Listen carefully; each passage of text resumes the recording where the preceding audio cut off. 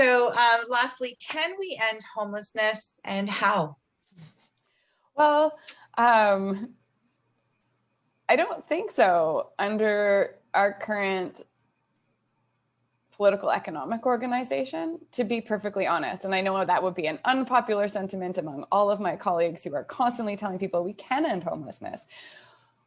It is feasible, but we have created and become fairly wedded to a system that rationalizes the economic and other forms of exploitation that needs to be addressed first. And I don't think, like, when housing shifted from something that had a use value, this is like me channeling David Harvey, towards something that was based on its exchange value, that undermined our capacity to realize housing as a right.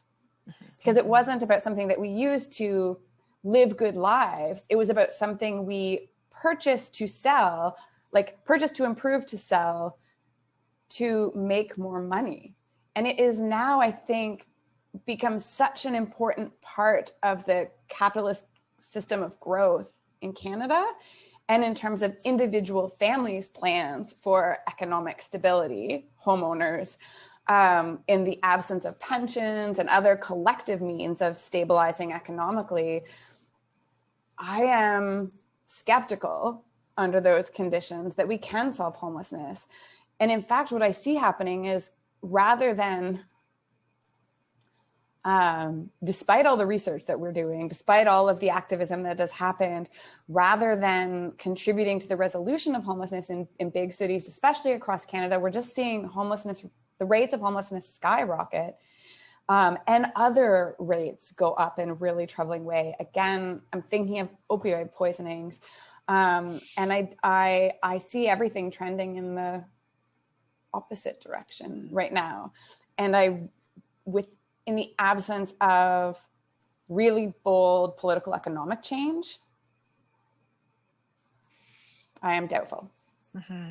Mm-hmm. We don't have a long history of that kind of change politically. No, but I think it does feel, maybe not to everyone, but to me, it does feel like we're on a tipping point. And we have seen recently some big shifts at the level of discourse anyway, in terms of our capacity to acknowledge racial injustice, our capacity to acknowledge gender injustice. So,